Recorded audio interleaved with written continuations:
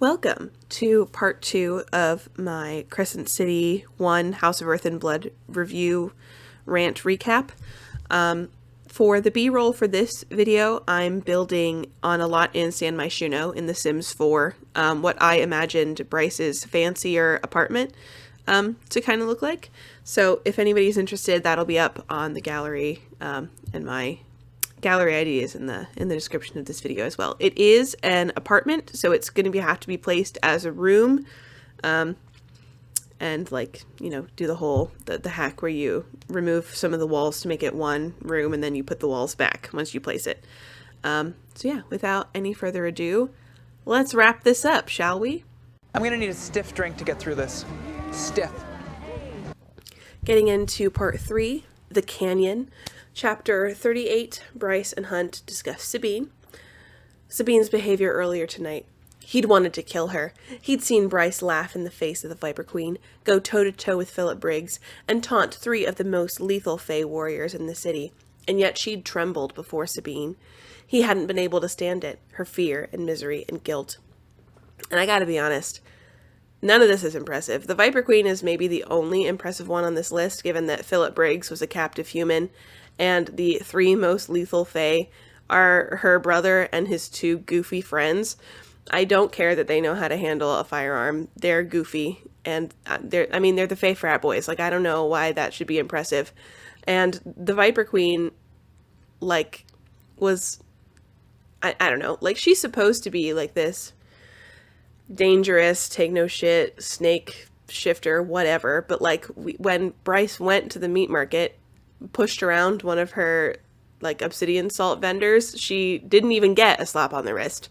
She answered their questions, and then she let them leave. Like, none of this is impressive. Anyway, Hunt thinks that it makes sense that Sabine could be behind the murders, but Bryce doesn't want to believe that she'd kill her own daughter, and makes the point that if she had the horn, she wouldn't have a reason to summon the demon meant to find the horn. Hunt argues that she could just be trying to make Micah look bad for the summit. Also, during this whole thing, Hunt is super horny for Bryce for some reason, and I mean, I get that they're like love interests and all, but is now really the time? It's so goofy. Anyway, Bryce goes for a run to process and then overdoes it for her knee injury. Chapter 39, Rune goes to visit a Medwitch clinic in the Old Square to ask the Medwitch who'd been at the crime scene about a couple things. She's also devastatingly pretty, surprising no one. She guesses almost immediately that he wants to know about Luna's horn, and she supposes that it's possible that what the Oracle said could mean medical science, but isn't totally sure. Chapter 40, Victoria has news, so Bryce and Hunt fly over to her, because for some reason Jasiba wouldn't like it if Victoria came to Griffin Antiquities. I'm not sure if they've got beef or what, but they're both in House of Flame and Shadow, because Victoria is a wraith in a human body. So I don't know why she wouldn't like that. It's not explained. They just kind of agree that she wouldn't like it. I don't know. Anyway, in Moonwood, the night prior, she caught a single clawed foot on camera, indicating a recent summoning, as well as a 77-degree temperature dip. Great. So, I mean, I'm not sure this is new information, but Chapter 41, Bryce and Hunt swing back to Griffin Antiquities for Syrinx, but it's still raining. Come on, Bryce grunted. Leaning against the wall beside the front door of the gallery, sunset mere minutes away, Hunt debated pulling out his phone to film the scene before him. Syrinx with his claws embedded in the carpet, yowling his head off, and Bryce trying to haul him by the back legs toward the door. It's just water, she gritted out, tugging again. It's... Syrinx wailed back. Bryce had declared that they were dropping off Syrinx at her apartment before going out to Fyro to investigate. She grunted again, legs straining as she heaved the chimera. We are going home! The green carpet began to lift, nails popping free as Syrinx clung for dear life. Honestly, I did laugh at this. And I think this book would have been pretty good if it had just been girl mourning her best friend gets a dog and a boyfriend. Like, this is good. I like this. Anyway, they go to the last known location of the Crystallis that was summoned the night prior, the Rose Gate in Fyro. to investigate, which leads them into a sewer. "We should go down there," Bryce declared. "Maybe we can pick up her scent." He said carefully, "You haven't made the drop." "Spare me the protective bullshit." "Dark hell, this woman. I'm not going down there unless we have a fuck ton more weapons. He only had 2 guns and a knife. Demon aside, if Sabine's down there..." He might outrank Sabine in terms of power, but with the witch's spells hobbling most of his might through the halo's ink, he had his proverbial hands tied. So it had come down to brute strength, and while he had the advantage there too, Sabine was lethal, motivated, and mean as an adder. Okay. Once again, everyone is lethal, dude. That's like the whole thing. Except that everyone is also super hard to kill. So like, truly, which is it? Either everyone is lethal or no one is. I don't understand why. Anyway. Anyway, since Bryce hasn't made the drop, Hunt obviously doesn't want to get a civilian killed, so they head for the docks instead, since apparently every sewer leads to the Istros. You know, the river where mer people live. Just imagine with me being a mermaid and seeing angel poop just like float by your clamshell bed. My God. No, thank you. But Hunt has a House of Many Waters contact that they can ask for intel. They go back to Bryce's apartment to wash off. The guest bath is out of soap.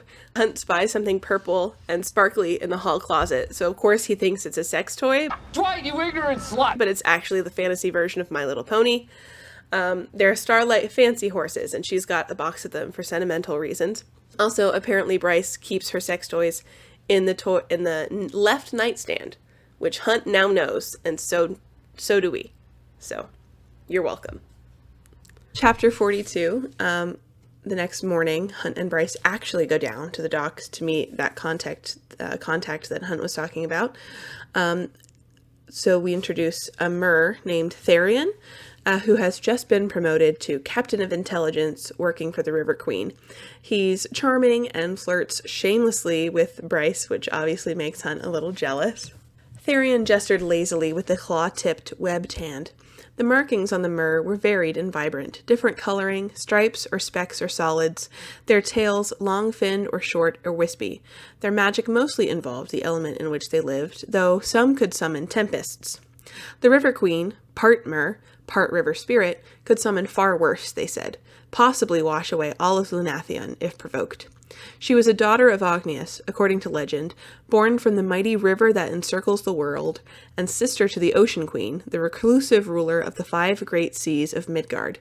There was a 50-50 chance the goddess thing was true of the River Queen, Hunt supposed, but regardless, the residents of the city did their best not to piss her off.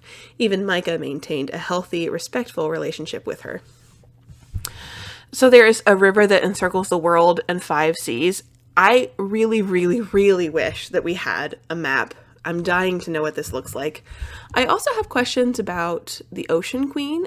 So the River Queen, to my understanding, is the embodiment of the Istros River. Presumably, that's not the only river on this planet. So my assumption would have been that there would be other River Queens who embody the other rivers. But the Ocean Queen is the ruler of all the 5 seas of Midgard? Okay. So, does that mean that the River Queen is the queen of all rivers? Why? I just don't understand.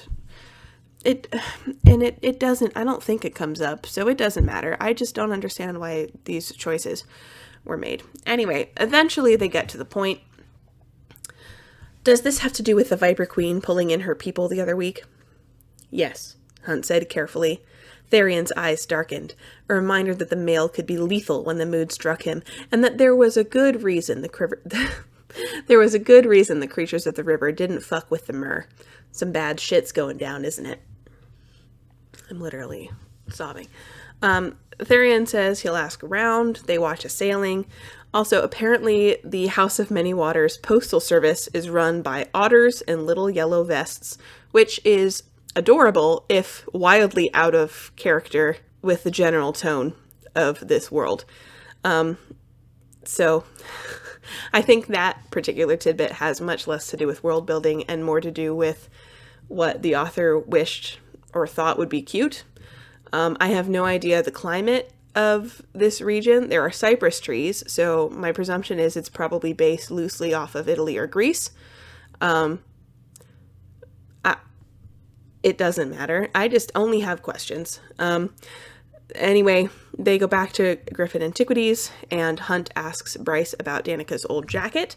It says, "Through love, all is possible," and apparently so does Bryce's back tattoo, because that's what the Oracle told Danica when she did her whole rite of passage thing, which I guess is actually a rite of passage for more than just the Fae. Bryce implies that she also might have a tattoo on her lady parts of the fantasy My Little Pony thing. It's awkward, but also somehow full of sexual tension. It's weird. Anyway, they eventually decide to go to Sabine to ask some questions. In chapter 43, they go to the Wolf's Den in Moodwood. The new top pack is the Black Rose Wolf Pack. And again, I just want to know how she came up with these names, because roses makes me think of the Fae because of 5 roses.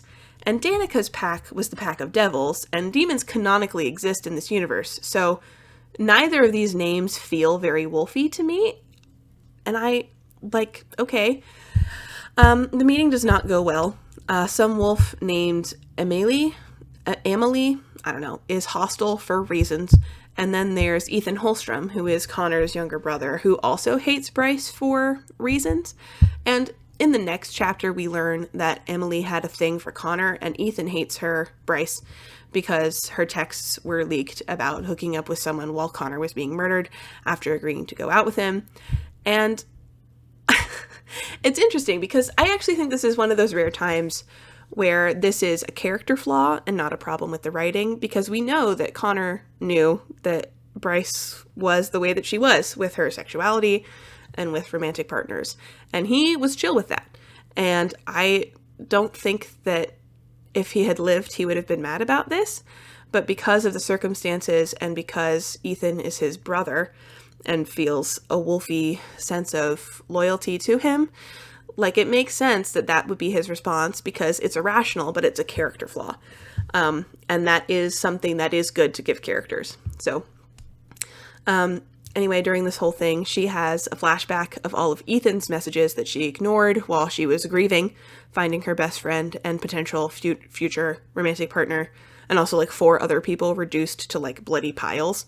And she says something interesting about wolf shifter culture. She'd never written back, never sought him out, hadn't been able to endure the thought of facing him, seeing the grief and pain in his face. Loyalty was the most prized of all wolf traits. In their eyes, she and Connor had been inevitable, nearly mated, just a question of time. Her hookups before that hadn't mattered, and neither had his, because nothing had been declared yet, until he'd asked her out at last, and she had said yes, had started down that road. To the wolves, she was Connor's, and he was hers. Which really makes me wonder if all of her alpha hole stuff is a bit of projection, or if it's her being unable to face the grief of losing someone she loved who was kind of like that. Sabine is also a jerk, but Bryce holds it together long enough for Sabine to lie about Danica being at the temple, and then she immediately loses it. So they leave, and on the way out, she warns Ethan that the murders are starting again, and then they get out of there. Chapter 44 is another kind of nothing chapter. It's really about Hunt and Bryce's relationship. Bryce fills Hunt in on how crazy the online bullying was after those messages were leaked. I won't go into too much detail, but it ended with Bryce on the roof and Juniper staying with her for a few days. She also wonders if Juniper ever told Fury how bad it got, and either way, I do not like her. Chapter 45, Juniper gets Bryce a spot in her ballet class, and Bryce says she'll think about it. Hunt goes out drinking with his coworkers. She tries to watch TV. Nothing's on because fantasy Netflix doesn't exist, so she goes out to avoid a panic spiral. Hunt finds her at a garden in Phiro. They banter, and then a Crystallis leaps out of a bush. Chapter 46, Hunt throws Bryce out of the way as the demon tackles him to the ground.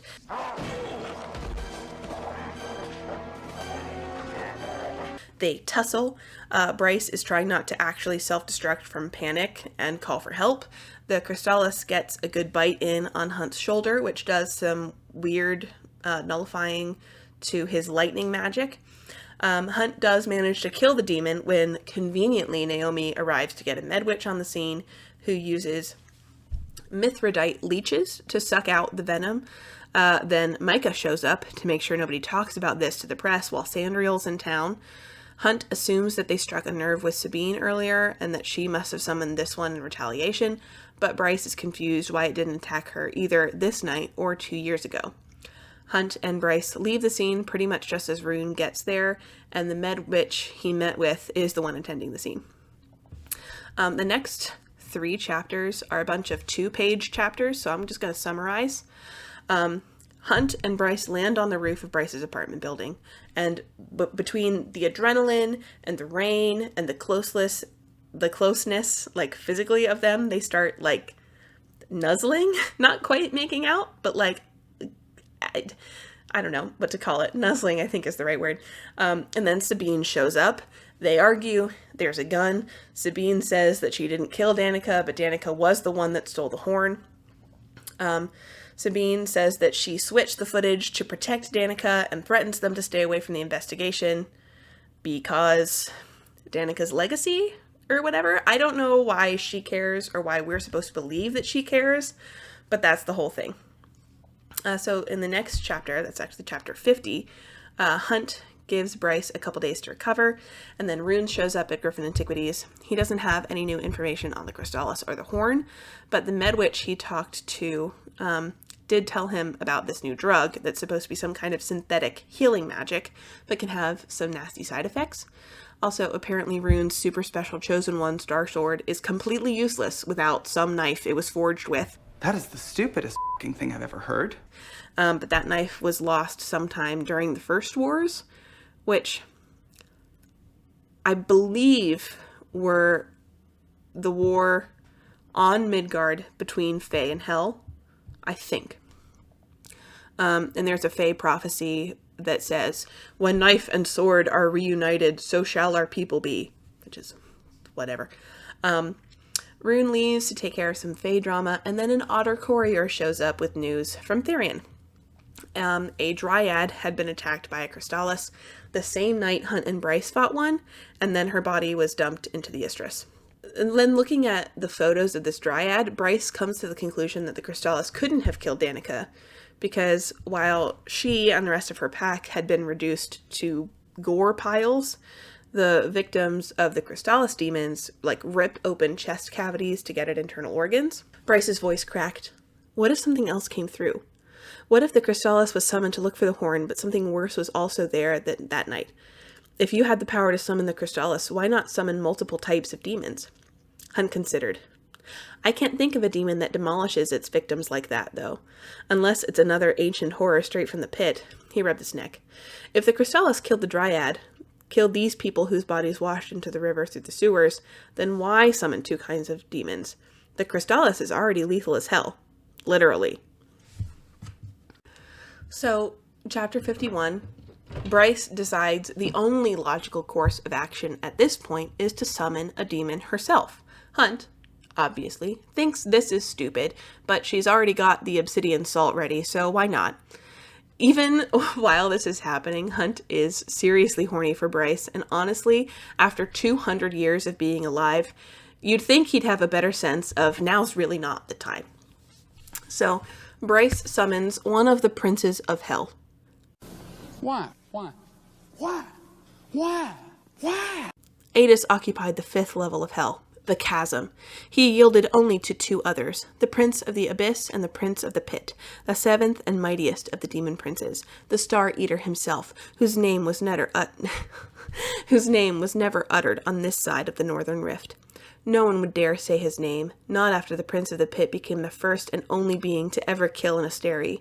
His butchering of the 7th Holy Star, Sirius, the Wolf Star, during the First Wars remained a favorite ballad around war campfires, and what he'd done to Sirius after slaying her had earned him that awful title, Star Eater. You appeared as a cat the last time, was all Bryce said. So the Prince of the Chasm looks like a dude, which, fine. But like Bryce even mentions that she, quote, knows how to find him and that the salt will hold him and that she doesn't even need to use his unholy number that was mentioned chapters and chapters ago that supposedly maps to every kind of demon. But this should all be irrelevant because in terms of world building, the idea that a mortal could be able to summon a prince of hell in their living room with salt and some circles is dumb. So like, for example, in Dungeons & Dragons, the biggest, baddest demon in that lore, I think it's a demon, it might be a devil. Those are two different things in Dungeons & Dragons, but there's Asmodeus. I believe he's a devil. Actually, I'm going to have to look this up. Hang on, just 1 minute. Okay, yeah. So in Dungeons & Dragons, Asmodeus is the Lord of the 9 Hells, which in D&D is where devils are, which are a lawful fiend, whereas demons are chaotic. It doesn't matter for this, but just for lore purposes, that's what's going on. So Asmodeus is maybe more akin to the Prince of the Pit, but there are not there are no rules as written that I can find that allow you to summon a demon over a challenge rating of 13. A challenge rating is a system that basically it's supposed to kind of spell out, it's like that stupid rating system that Hunt mentioned about rating how dangerous demons are, but this one actually has parameters and a way to measure that are spelled out in the rulebook, in the DMG anyway. So Asmodeus is effectually a lesser god, and he doesn't even have a challenge rating. You get things like, at like a challenge rating of like 20 is a Tarrasque, which is basically an unkillable. There's only one of them that exists at a given time. In first edition rules, I think it regenerated itself every round. And like if you didn't do a special ritual, it could regenerate from like the pulp of it that was left or something. So like the fact that like I can't even explain with words how stupid it is that Bryce was even able to summon this demon. Even though we know that Adis has kind of a soft spot for Bryce, it shouldn't be possible for anyone to summon him with salt and then trust that the salt will hold him. No, absolutely not. We can do a little bit of hand waving, I guess, but like, this is dumb. He visited her as a cat after her visit to the Oracle when she was a kid. They do this whole song and dance. She tries to ask about the Crystallis, but Adis is more interested in Hunt and says some cryptic things he doesn't explain, but he does say that none of the princes are looking to invade Midgard as far as he knows, and suggests that maybe some other realm is pressing in at the Northern Rift. Hell is a planet? Hunt's brows lowered. Most of the demons he'd killed and dealt with hadn't been able to or inclined to speak. Adis shrugged with one shoulder. It is as real a place as Midgard, though most of us would have you believe it wasn't. The prince pointed to him. Your kind, fallen, were made in Midgard by the Asteri, but the Fae, the Shifters, and many others came from their own worlds. The universe is massive. Some believe it has no end, or that our universe might be one in a multitude, as bountiful as the stars in the sky or the sand on a beach. Okay. Again, I just have questions about, like, is he saying that the Asteri made the Malachim, like the angels, or that the fallen, who are like a subgroup, were created after the failed rebellion? I'm not quite sure what this is really getting at, because why would he call them fallen if he was talking about all angels? After the rebellion, the angels that took part in it were given those witch like ink halos that suppress their power. But that doesn't make them not angels. That just makes them an angel with a tattoo that suppresses their power. So it's not like they're being made, they're being suppressed. Like, that's not the same.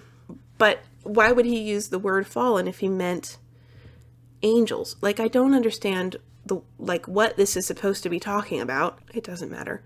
He tells her to run the tests again to find what's in between, and then that she should make the drop, and then goes back to hell. Apparently, he is so powerful that the temperature in the room, like, plummets. The longer that he's in there, the more dangerous it gets for Hunt and Bryce, even though he's contained somehow by the salt. So at least that is kind of reasonably nice in terms of world building, that his power is such that even though he is contained, it still affects the world around him. So I don't mind that. It's like a Band-Aid on a hull breach, but whatever, I'll take it.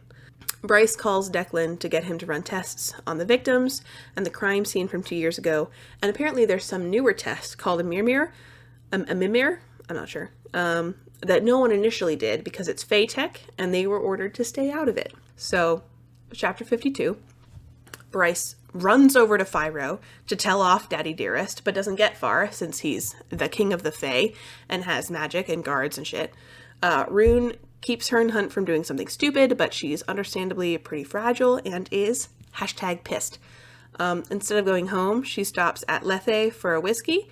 Hunt finds her with a tonic of some kind for her knee, since she sprinted the whole way there. She lashes out, so Hunt leaves her alone. Bryce returns to her apartment to cook Hunt an apology meal and finally explains the incident. The narrative keeps hinting that Bryce is killed before. Long story short, Danica uncovered an illegal animal smuggling ring, and she and Bryce got caught trying to free their stock. There was a motorcycle chase. Danica got shot, and then Bryce killed some of them in self-defense before the police could get there. And so here's the thing. This is relevant to Bryce's character, but really not at all to the plot of this book. I don't understand why it's shrouded in so much mystery. There's a teeny bit more that's revealed at the end, but you shrouded it in so much mystery and then you took 800 pages to get there. So I don't like it. Anyway, they bond over the lingering loss of Shahar and Danica, and it's actually pretty nice. Then Bryce tells Hunt that after the investigation is over, he's welcome to stay in her guest room long term, and it's nice. I think if the story had been really pared down and the fantasy elements weren't so strong and half-baked, I think this would have been really good. I like how Shahar and Danica haunt the narrative so much. I like how much loss and grief is talked about. I just wish that there was less of the stupid stuff. And then Adis shows up in cat form on Bryce's dresser to repeat some cryptic stuff. In chapter 53, Victoria runs the Mimir test on some of Danica's clothes Bryce was keeping in a storage unit, and then Micah calls wanting Hunt to meet him in his office. Okay, chapter 54. Micah is getting impatient with the progress that they're not really making on the investigation, and this really seems like a conversation that they could have had over the phone, but whatever. Micah gives Hunt an assignment as punishment. Bryce can tell that something's up, but waits at home for him for a few hours before she calls Rune to ask if he's seen him. He can also tell something's up and is getting ready to drop everything to come over when Hunt finally comes home. He looks like crap and is covered in somebody else's blood. He thought she'd be asleep by now and beelines for the shower. Bryce goes to check on him. She was in the bathroom in a heartbeat, his name on her lips, bracing for the worst, wishing she'd grabbed her phone from the kitchen counter. But there he was, sitting naked on the floor of the shower, his head bowed between his knees. Water pounded into his back, his wings dripping off his hair. His gold-dusted brown skin gleamed an angry red. Bryce took one step into the shower and hissed. The water was scalding, burning hot. "Hunt," she said. He didn't so much as blink. She glanced between him and the shower head. His body was healing the burns, healing and then scalding, healing and scalding. It had to be torturous. She bit down on her yelp as she reached into the shower, the near boiling water soaking her shirt, her pants, and lowered the temperature. Okay. I Googled it. And for water to be hot enough to actually leave burns, it would have to be about 120 to 130 degrees Fahrenheit, which is technically possible for a water heater to pump out through a shower for a long time if it's a good one. So, okay, that's nowhere near boiling, but other than that, okay. Hunt is basically catatonic, so Bryce turns the temperature down and gets in there to help, and Sarah J. Maas keeps referencing the fact that he's butt naked and that Bryce is ignoring the fact that he's naked, but no guys, he's really naked. And he has a penis, and it's angel-sized, but Bryce is definitely not thinking about it at all. I've come for your pickle.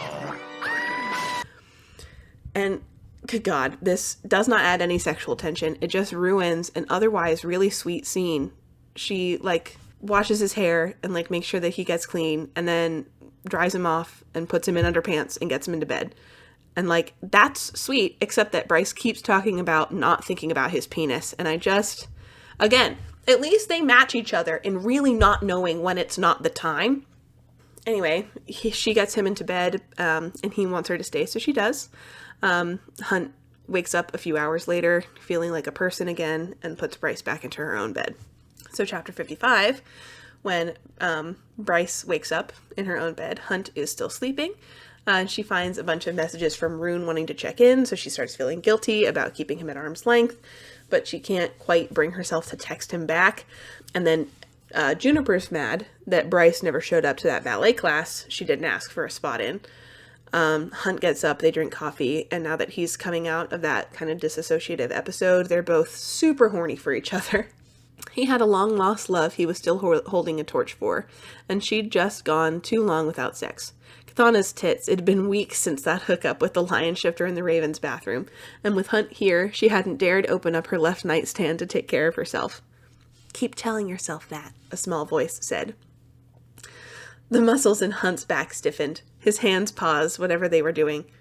Shit, he could smell this kind of thing, couldn't he? Most veneer males could. The shifts in a person's scent, fear, and arousal being the two big ones.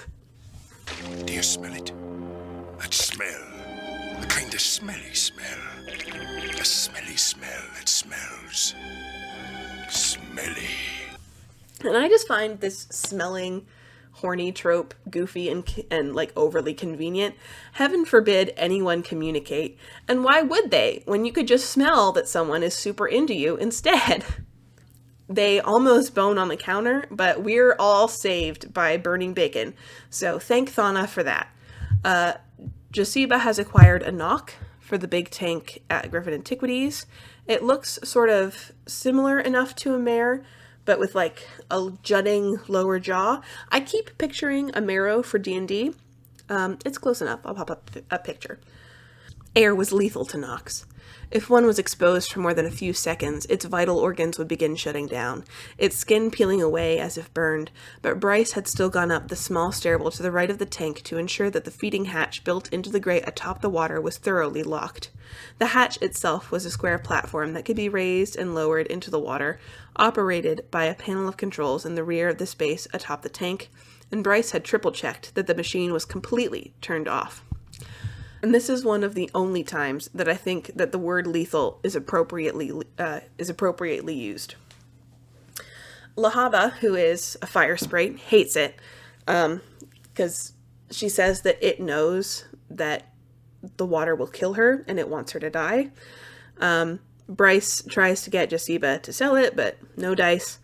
Victoria gets the result from the Mimir test, and on Danica's clothes was something technological, organic, and magical. It turned out to be some kind of drug called synth, and it was also found on Maximus Tertian's clothes. And this isn't anything to do with the book, but isn't English weird? It's technological, magical, but why isn't it organical? Someone who knows more about languages than I do could probably tell me, but isn't English fun? Bryce calls Rune, thinking that this might be the same stuff that the Med Witch was talking about.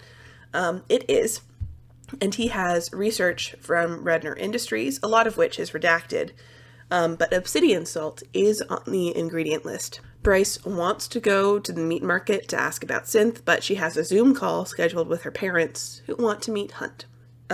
Next chapter, in chapter 55, Ember and Randall, Bryce's mother and stepfather, call and they banter, but Randall definitely recognizes Hunt, which, I mean, like, who wouldn't? And they talk a little bit about the time that they were stationed in the same place at the same time, which was while he was working for Sandriel, so there's that timeline clarification I wanted. Most of the conversation is nice and pretty normal, even though her parents know that there's like a secret to kind of sniff out, since the Umbra Mortis has moved in with their civilian daughter. And then Hunt asks if they've ever tried to get her to a Medwitch for her leg. A low-grade argument ensues, and Ember makes an appointment for Bryce that she has no intention of keeping. They hang up, and then her mom video chats her to tell her to be careful with Hunt, because he's a veneer and an angel, and all the other reasons people warn Bryce to be careful with Hunt, And to be fair, she's a human with an abusive Fae ex, so Hunt might be a good roommate, and he might be nice to look at, but remember that he's a veneer male, a very, very powerful veneer male. Even with those tattoos keeping him in line, he and every male like him is lethal. And to be fair, I do get where she's coming from, but to a super squishy human, or pre-drop human Fae hybrid, literally everything is potentially lethal. Chapter 57, Bryce admits to Hunt that she doesn't want to fix her leg because the pain is the only thing keeping the memory of the pack of devils tangible. Hunt isn't dismissive, and it's nice. We learn that Bryce's mom sheltered at a temple to Cathana while running from the Autumn King, where she gave birth to Bryce. At that point, Daddy Dearest heard he had a kid and sent some goons after them, and then when they met Randall, he was about to become a priest of Solace. Bryce smiled grimly. After that, the House of Earth and Blood literally deemed my mother a vessel for Cathana, and Randall a vessel for Solace, and blah blah blah, religious crap. But it basically amounted to an official order of protection that my father didn't dare fuck with. And Randall finally went home, bringing us with him, and obviously didn't swear his vows to Solace. Her smile warmed. He proposed by the end of the year. They've been disgustingly in love ever since. And this, I'm assuming, is why Ember wears the symbol of the embrace, which is, it's like two triangles and like a circle, which is supposed to be the sun, Solace, coming down to like kiss the earth, which is Cathana, which I think is actually quite sweet. I don't hate this. In chapter 58, Bryce drags Hunt to the meat market instead of her Medwitch appointment, and Hunt buys Bryce a white opal, which is supposedly meant to bring joy. It's pretty cute. But then Hunt makes the mistake of comparing Bryce to Shahar in his head, but that's the only way that the reader ever really gets an idea of what his relationship with her was like. So I kind of understand for storytelling purposes why you would do that without the use of like flashback. Eventually, a shifter tells them that they're not going to get anything out of anyone at the meat market and that they should probably just ask the Mer.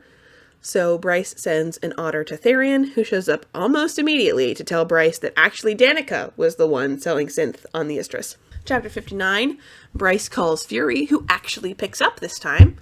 Fury reminds Bryce that synth was what she warned her to stay away from at the White Raven the night that Danica died. That Danica knew it was nasty stuff being sold. Fury warns her again that it's not good and to stay away from it, and that she'll be in Lunathian for the summit that's now 2 weeks away. Bryce hangs up and calls Rune to talk about synth more. The Medwitch might be able to make an antidote with the Crystallis venom since it cancels out magic. In chapter 60, Bryce wants to get into Danica's old work account on Redner Industries site and immediately starts guessing passwords. I'm gonna murder you. I understand. Just 1 second. Then Bryce gets her period, because even in fantasy worlds, with a dumbass smattering of races, types, and power level rankings, people with uteruses just cannot escape Aunt Flo. But Bryce is Fae and special, so she only gets hers every 3 months. Bryce stops by a bakery on her way home, because on top of the Crimson River, today is Danica's birthday, so she gets chocolate croissants and sits by the Istris with Hunt, and they do a bit of bonding before Bryce notices the word trash written on the top croissant with icing, and Hunt flies off to kick some wolfy ass. I don't know how exactly he knows who is responsible, but he goes all Umber Mortis on Amelie. I don't know how to say that name. It is incredibly satisfying, but apparently she's the alpha of that pack of roses or whatever.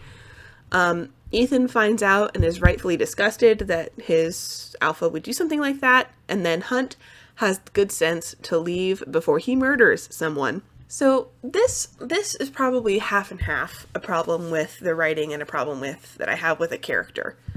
And characters are meant to have flaws and to be, people are irrational to certain, different extents per person. No human being is purely rational. And so characters tend to reflect that. And so, but something about this doesn't sit right with me.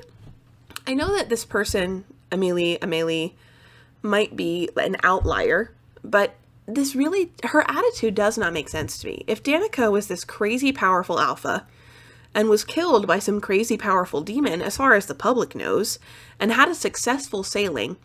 I don't understand why another alpha would hold her in such low regard, given that loyalty is such a big thing for them.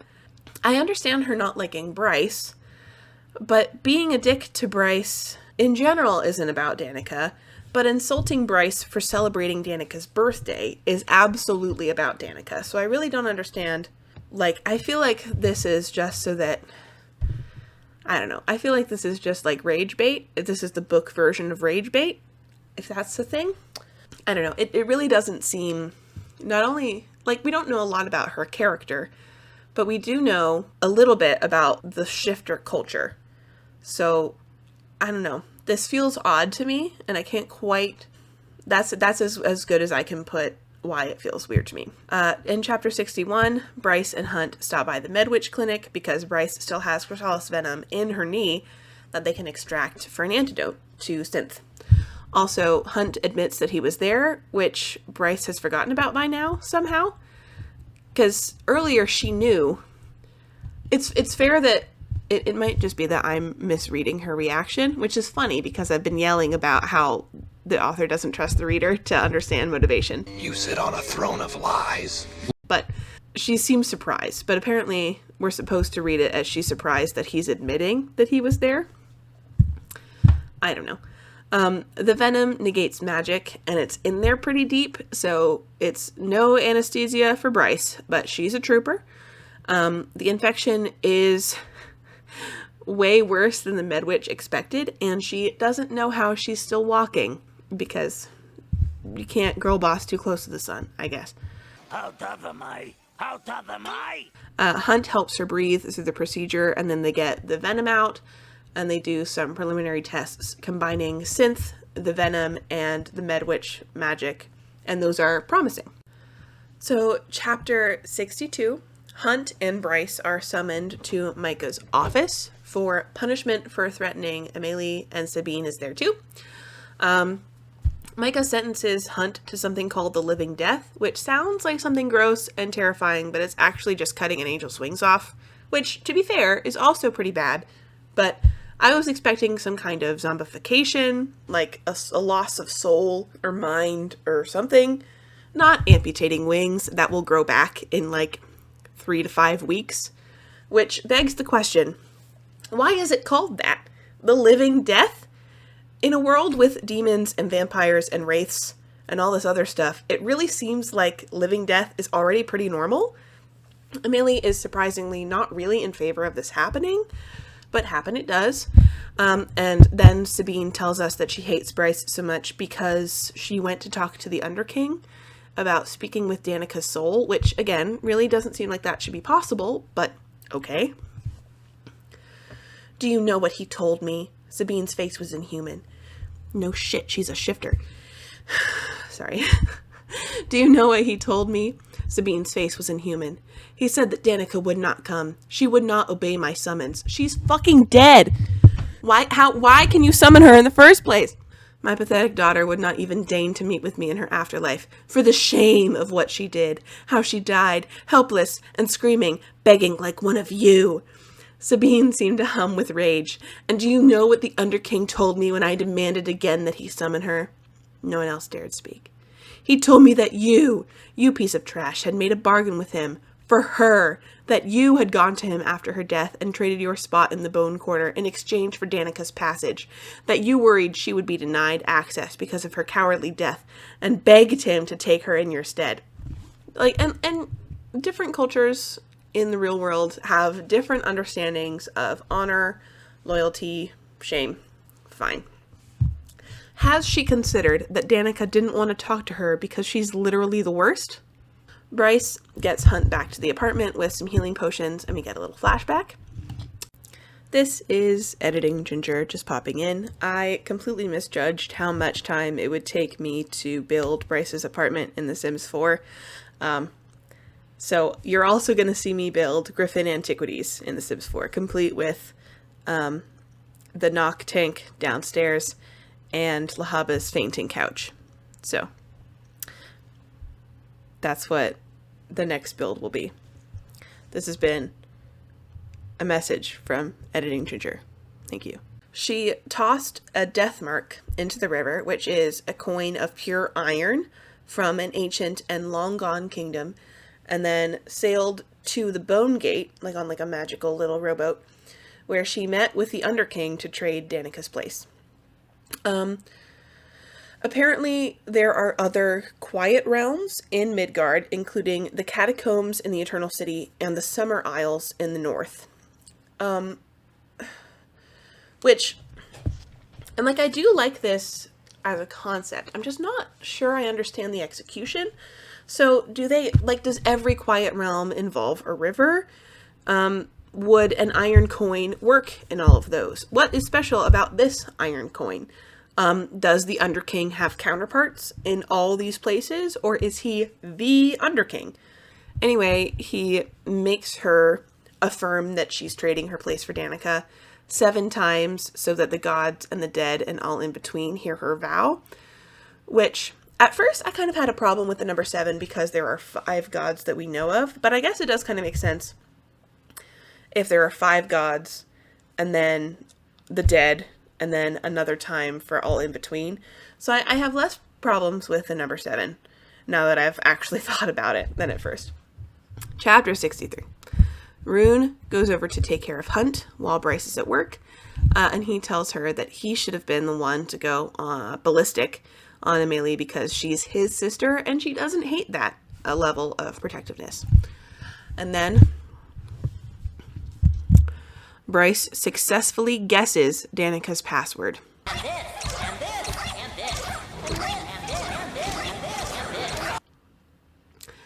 It's through love, all is possible.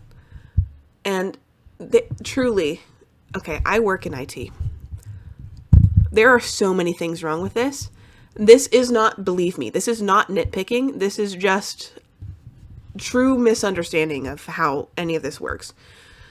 Firstly, the password is a phrase. So did Danica include the spaces, the comma, the period? And then she didn't replace a single O with a 0 or an L with a 1 or exclamation point?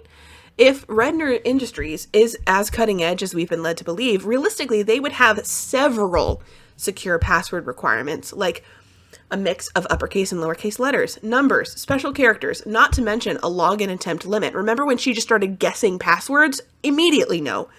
That's supposed to be virtually impossible without some kind of specialized software, which exists. It would have made more sense if Bryce had tried to create her own account to see what these requirements are and then narrowed down her guesses from there, except that this sounds like an employee-only site, which realistically should only be accessible on the company's private network or through a VPN with like some kind of 2-factor authentication.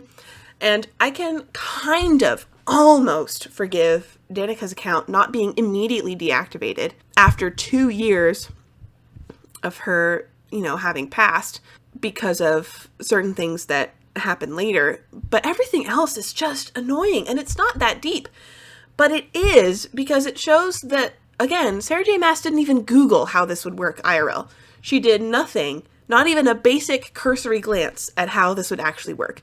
This person just started guessing passwords and managed to guess a phrase. And yeah, okay, we're supposed to believe that Danica left this for Bryce to find.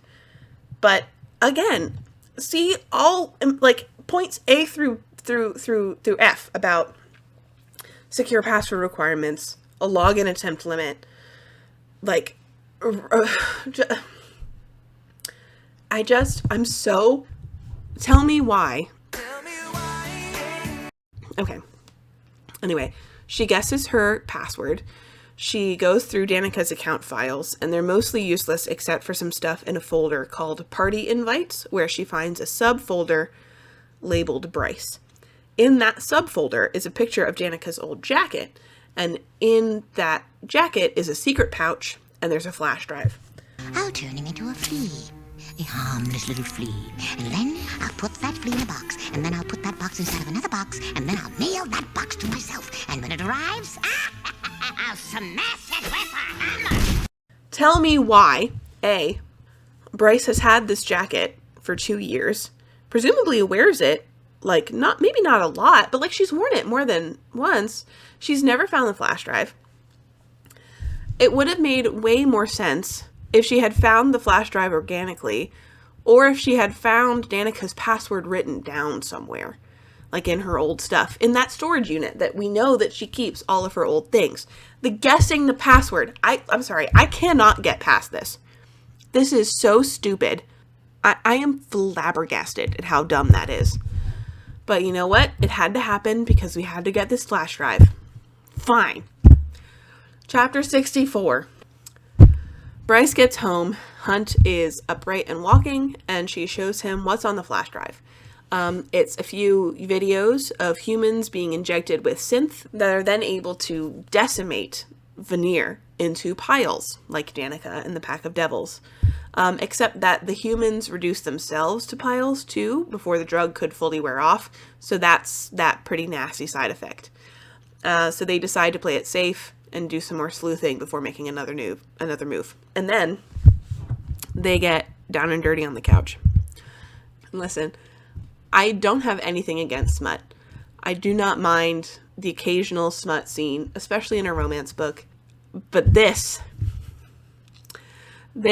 made me cackle. Hunt starts finger blasting our girl. Anyway, I started blasting. Bam! And she's so into it that she doesn't notice she's accidentally pushing his amputated wing stubs into the couch as she arrives. And was that really necessary to write? Anyway, she's like that post-nut clarity. She's horrified, but he still wants to bone. Bone! Bone! But the wounds are literally reopening and like seeping blood through the bandages. So they get a med witch to take another look at him, and she says a firm no more shenanigans. Bryce and Hunt get to bed. When she wakes up in the middle of the night and decides to head for her old apartment. When she gets there, it's already on fire. Like, the whole building is just up in flames. And then Therian texts her to tell her that there's a synth deal going down on the river right now. Chapter 65, Bryce and Therian go to check it out. The Viper Queen is selling in person, and no one finds that strange. And buying... drum roll.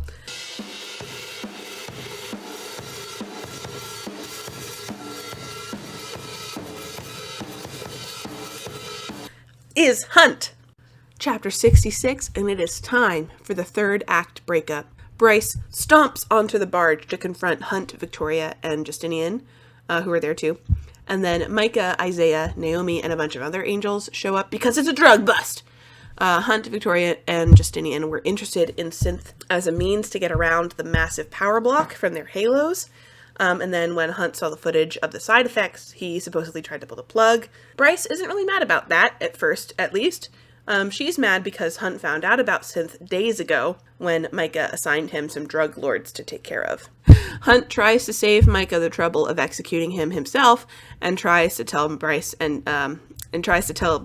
Danica leaked the first round into the illegal market, was addicted to synth herself, and may have even been responsible for the death of those two Crescent City University students the night the horn was stolen.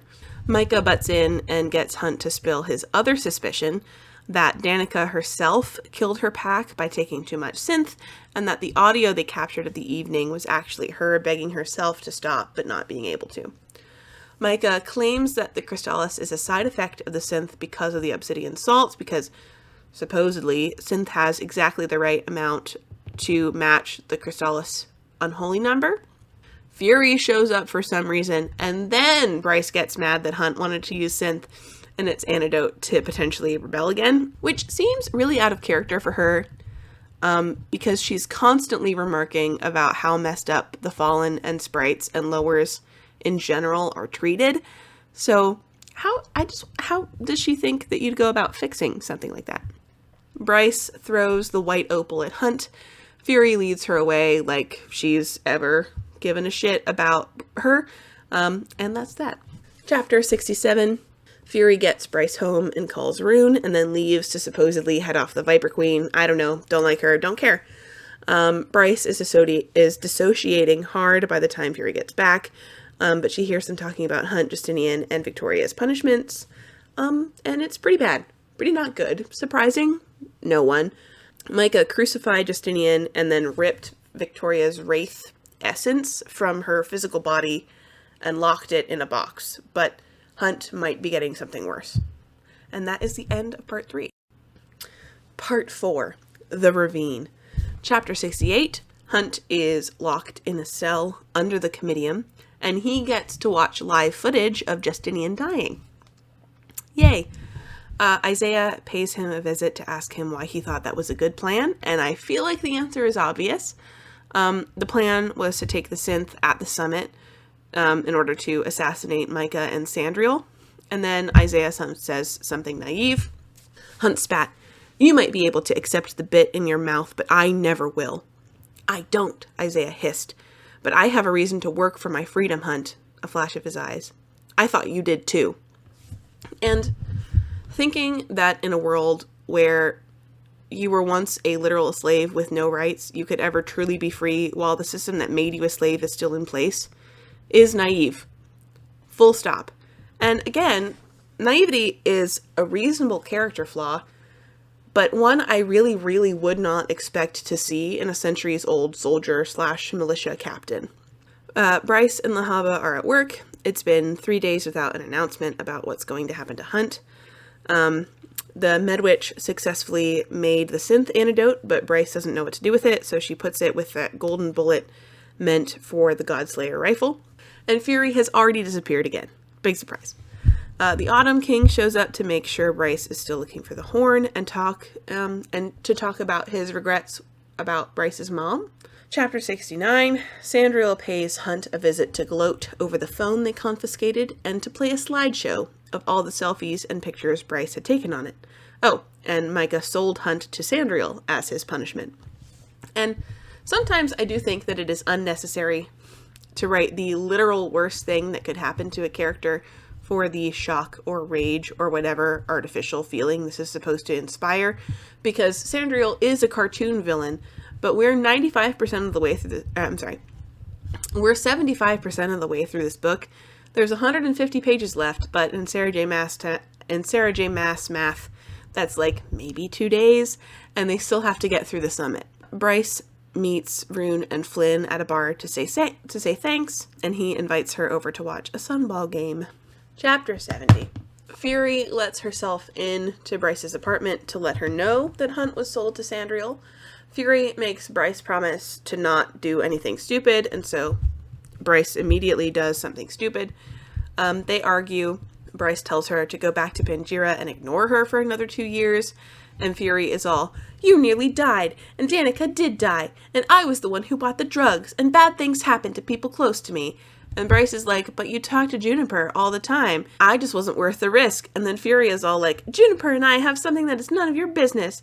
I could no sooner stop talking to her than I could rip out my own heart. Girl, no." And you might be tempted to say, but Ginger. Bryce pushed people away after Danica died, too. But no, not really. She didn't push Lahaba away, or Juniper, or her parents. She pushed Rune away for a different reason, which was maybe an overreaction, sure. But I'll say it once, I'll say it again. Fury is absolutely not Bryce's friend, and sometimes people's lives are just incompatible, and that's fine and no one's fault. But Fury knew about Bryce's near-suicide attempt and still didn't call, text, or email, and that is her fault. I do not like her. Oh, and lethal plus, but the quote isn't worth including. Fury leaves, Bryce broods for a bit, and then decides that she has to do something smart. Spoiler alert, it is not smart. Chapter 71. Pollux, who we've been hearing about for a while, the Hammer, gets Hunt from his cell and brings him past Justinian's body to Sandriel. And then Bryce bursts in and tries to buy Hunt from Sandriel. Jasiba wrote the check. And then Bryce tries to throw in her super special Archesian protection amulet to sweeten the deal. And, girl, I thought you said this plan was smart. And then Sandriel says no and melts the amulet. So Bryce tries to... So Bryce tries to trade herself instead. Rune shows up, thank goodness, before Bryce can say anything else dumb. But Sandriel is actually kind of tempted because she's the only daughter of the Autumn King. Ooh. Because Hunt still didn't know, and I forgot that he still didn't know. Rune is able to keep her from selling herself by using some weird old Fey laws about unmarried female royalty. Hunt tells her that they owe each other nothing and to stop fighting for him, and then he's hauled away. Bryce gets on her scooter and zooms away to the Black Dock, where a Crystallis jumps out of the shadows. Chapter 72. She fights the demon under the water for like a little until Rune comes and pulls her out with Declan and Flynn, and she's pissed at Rune for saving her from a lifetime of torture, but tensions are high, so okay. And then she goes home. Chapter 73. A bunch of important people arrive to the summit, but as far as I can tell, they're all from Lunathian, because Micah holds 4 summits for the 4 quadrants of Albara. So this one is for Lunathian's quadrant, I guess. But why is the summit so far away from the city? Because everyone is here. So surely now would be the best time for the human rebels to try and take the city as a stronghold with all the leadership away. And the leadership have to know this. The answer, of course, to this question is plot convenience. Not all of Sandriel's lackeys are there, but we get their nicknames. There's the Hind, the Harpy, the Hawk, the Hellhound, and the Hammer, who is Pollux. And do you think that they agreed on H before they started picking out nicknames, or was it coincidence? Maybe Sandriel picked H because her sister's name, Shahar, had 2 of them, and she hated her sister? This is just me being snarky because I think these nicknames are so dumb. Anyway, again, everyone important is here, and so we finally get to meet the new Witch Queen, Queen Hypaxia, who just happens to be the Med Witch that Rune has been working with. Fury is also here, and she's sitting at like the 3rd ring of tables, and no one has explained why she's here. She's a mercenary of some kind, but I don't understand whose authority she's under. Because she was doing some work in Pangira. She might be under the Asteri, but I don't understand why she's here, other than for plot convenience. I don't know. The Asteri Zoom call in, everyone bows. Hunt makes a note of everyone not lowering their eyes in submission, which are himself, Therian, Rune, Declan, and Queen Hypaxia. And then Rune speaks to Hunt telepathically. Anyway, the Asteri want them to come to some kind of conclusion on how to end the war in Pangira between the government and the human rebels. Chapter 74, Isaiah mails the white opal back to Bryce, and then she almost admits to herself that maybe her plan to get Hunt back was a bad one. And that's the whole one. That's the whole chapter. Chapter 75. Rune confronts Hypaxia because this is the person that the Autumn King wants Rune to marry for some kind of alliance. Micah gets called away to do something. The meeting goes on. Nothing really important is discussed, but Sandriel also manages to fall into the smiling to be intimidating mannerism. So, Chapter 76, Bryce stole the last Arcesian amulet from Jasiba's wall safe and starts looking for a new job. And then Micah shows up looking for her. Back at the summit, Bryce manages to text an SOS to Jasiba, so they patch in the security footage from Griffin Antiquities so they can all see what Micah's doing. Rune gets Flynn to send an aux unit to help Bryce. Flynn instantly had his phone out, fingers flying. Micah has not done anything wrong, Sandriel snapped at the Fey Prince, except demonstrate his poor choice in females. Hunt snarled, ripped from him. It would have earned him a whip of cold wind from Sandriel, he knew, had the sound not been hidden by a matching snarls from Declan and Rune. Again with the snarling. Micah notices that Bryce has been looking through law books to try to find something that will help Hunt. Ah yes, Micah said, leaning back in his chair. I admire that about you. What the fuck is going on? Fury bit out. Loyal unto death and beyond, Micah continued. Even with all the proof in the world, you still didn't believe Danica was little better than a drug-addicted whore. Sabine and several wolves growled. Hunt heard Amelia Ravenscroft say to Sabine, "We should send a wolf pack." "All the top packs are here," Sabine murmured, eyes fixed on the feed. "Every top security force is here. I only left a few behind." And yeah, that's what I'm saying. Why, oh why, did they decide to have the summit 4 hours away from their city and include literally everyone important, virtually leaving the city unprotected? Like, I get that Micah is like the end-all be-all, like the buck stops with him in terms of authority, but no one thought this was suspicious or a bad idea? No one? Ugh. And also, why is Sabine and every other wolf fine with insulting Danica themselves when it's to get a rise out of Bryce? But Micah doing it is somehow not okay? Also, apparently, Josiba's library is definitely the Lost Parthos collection, and Micah knew this whole time. He also thinks that Bryce has Luna's horn. Chapter 77. Bryce miraculously has 2 brain cells to rub together after all the shit that's happened over the last week, and plays it really cool and pretty smart and keeps him talking as long as she can. But he knows that she knows that Synth would fix the horn, and he knows that Danica, after she stole the horn, put it in a food processor or something, and then added it to the ink when Bryce got her back tattoo. But Bryce said, "Cool as that sounds, Governor, this tattoo says, 'The language is beyond that of this world. It is the language of universes, and it spells out a direct command to activate the horn through a blast of raw power upon the tattoo itself, just as it once did for the Starborn Prince. You may not possess his gifts like your brother, but I believe your bloodline in the Synth shall compensate for it when I use my power upon you. To fill the tattoo, to fill you with power is, in essence, to blow the horn.'" But, like, that's not how it works. Though, like, the lore was that Peleus channeled a butt-ton of star power into the horn to make it work, and that it was designed only for Starborn Fae.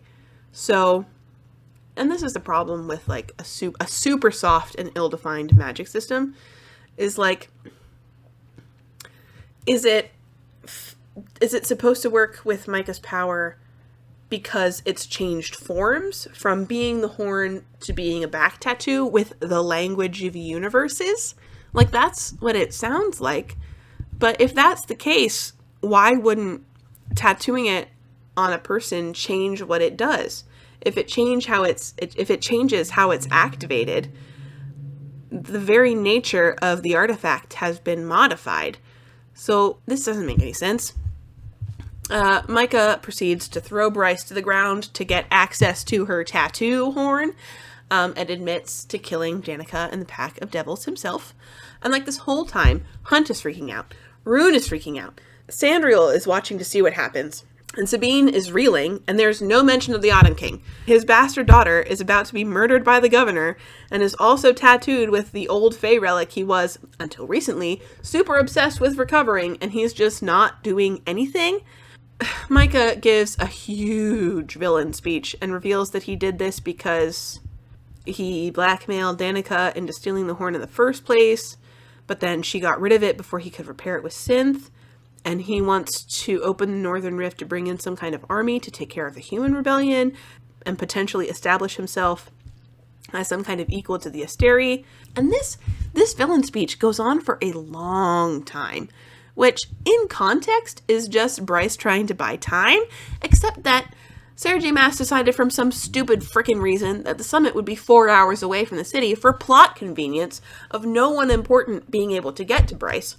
And this speech is so thorough that she really tries to tie up every red herring, clue, whatever, and it was all part of Micah's genius master plan, and I just feel condescended to. This went on for 8 pages. 3 hours later. Can you move it along? I'm all out of time cards. Hunt ignored the eyes that glanced his way. The fucking asshole had never planned to honor his bargain. If he had solved the case, Micah would have killed him. Killed them both. He'd been played like a fucking fool. Surprising no one, the tyrannical government's mouthpiece is also a tyrannical butthead. Frickin' kudos, Hunt. Dumbass. Micah gets done with his villain speech and still wants to use the horn. Bryce fights back. So Micah tosses Syrinx into the knock tank. Spoiler alert, because I like the fantasy dog. The fantasy dog does not die. Chapter 78. Bryce and Micah struggle. He gets like a good stream of power into the horn, and then something does kind of happen, but not a lot. And then, of course, SJM has to confirm that Bryce had actually figured all of that out a few days ago because she's just so smart. She pulls a book off a shelf in the tussle and then opens it. Greenish light blasted from it, right into Micah's chest. It sent him rocketing back across the library, a clear shot to the open entry to the bathroom, to where Lahaba waited in the shadows of the bathroom door, a small book in her own hands, whose pages she opened to unleash another blast of power against the door, propelling it shut. The book's power hissed over the bathroom door, sealing it tight, locking the Archangel within. This is giving Addams Family, but okay.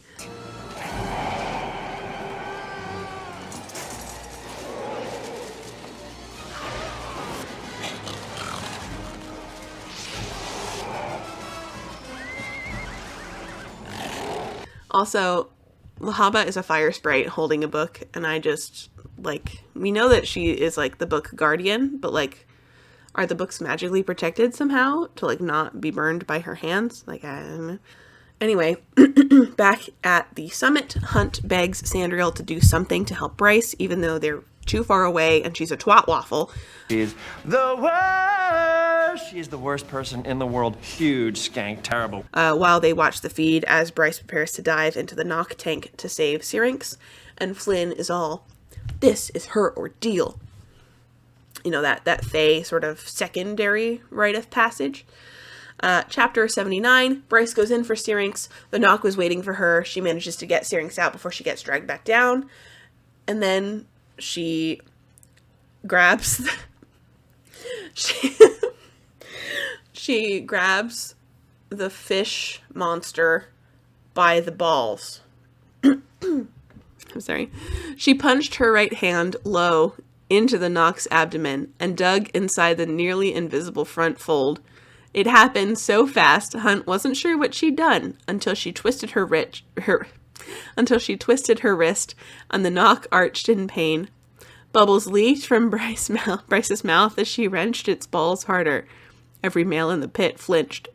The knock let go, falling to the bottom. It was the opening Bryce needed. She drifted back against the cracked glass, braced her legs, and pushed. Why?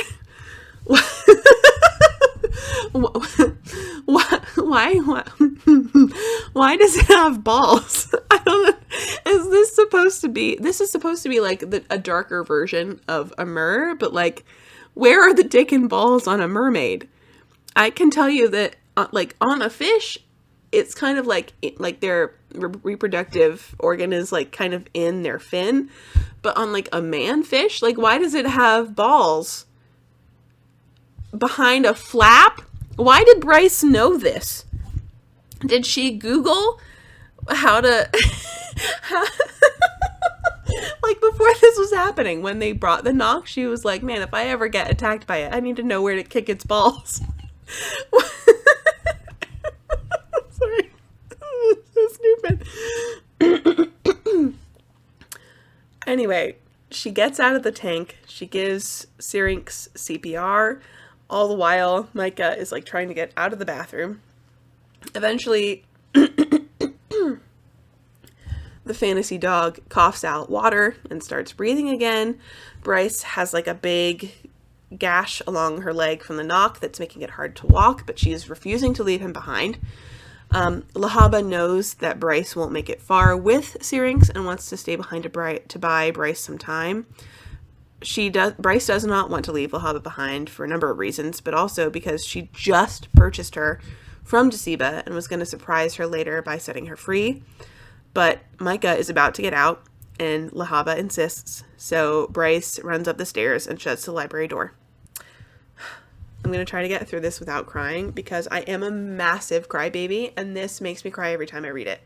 I don't care that I don't like this book. I love Lahaba, and this makes me cry, so bear with me. I am a descendant of Ron Theodral, Queen of Embers, she is with me now. I'm already starting to cry.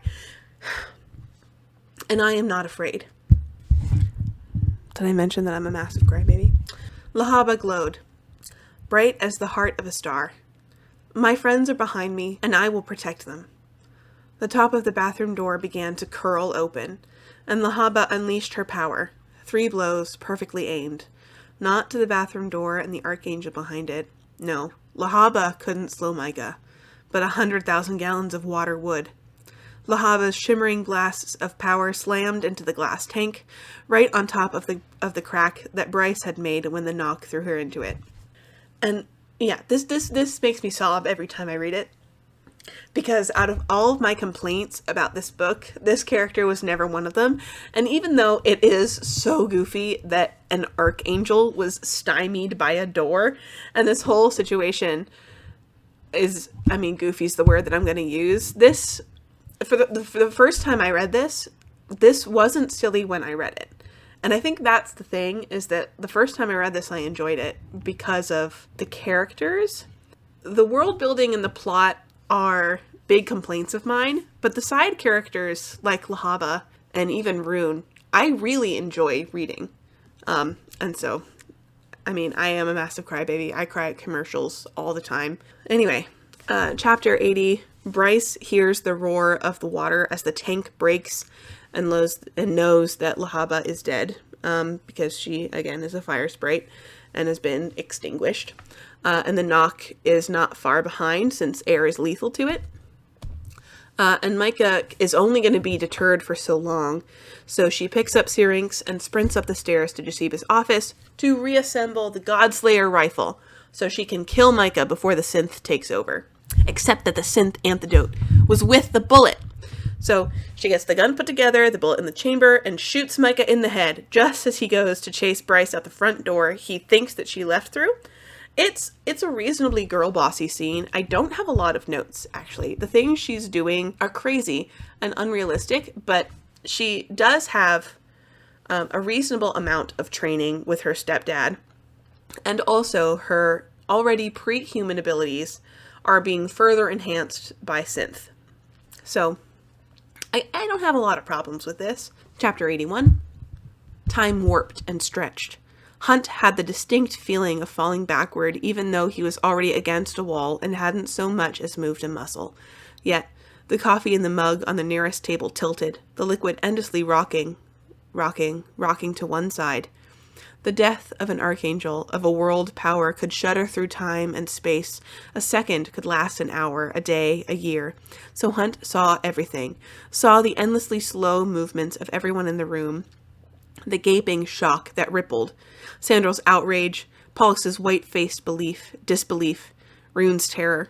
The Godslayer bullet was still burrowing through Micah's skull, still twisting through bone and brain matter, dragging time in its wake. And I actually really like this from a world-building perspective, that the idea that the death of a being this powerful creates kind of like an event horizon, especially since each Asteri is supposed to wield the power of a star. I like that. Micah dies, and Bryce leaps out the window with Danica's sword to cut his head off for good measure, and then she cuts him in half, and then lights him on fire. And then the ox finally shows up. Chapter 82. Bryce takes a breath and vacuums up Micah's ashes, and she just tells the ox that it was a gas explosion, which they buy for some reason, and then they just leave. And what? Anyway, they've got bigger problems because this actually wasn't the climax of this book. Oh no.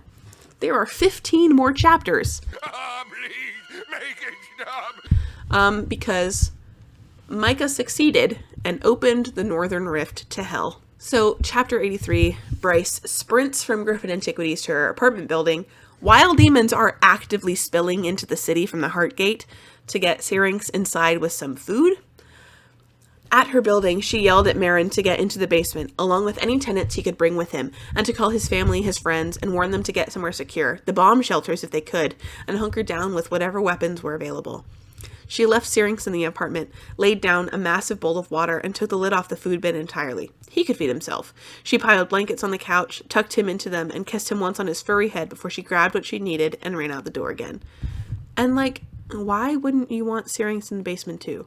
Just hand Marin, whoever this person is, your fantasy dog, and, like, I've been imagining Bryce on, like, the 10th story of a high-rise in an apartment with a lot of windows, and I just don't know, like, I don't know, like, that, okay.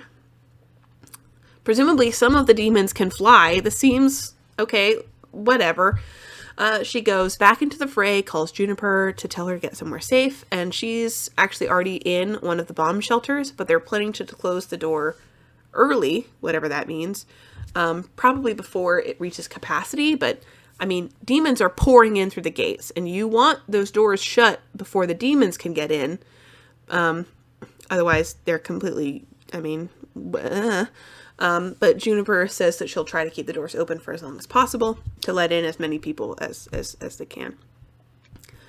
All of the city's leaders, hours away at the summit, are just watching and trying to organize what's left of their forces remotely, as every gate in the city is just hemorrhaging demons. Hunt tries to get Sabine to pull her forces away from the already heavily defended Fyro to protect other weaker areas, and Rune tries to get his dad to do the same, but neither of them are willing to abandon the protocol. Meanwhile, Therian is on the phone coordinating with House of Many Waters to carry as many civilians as possible under the surface of the water to some kind of air bubble place.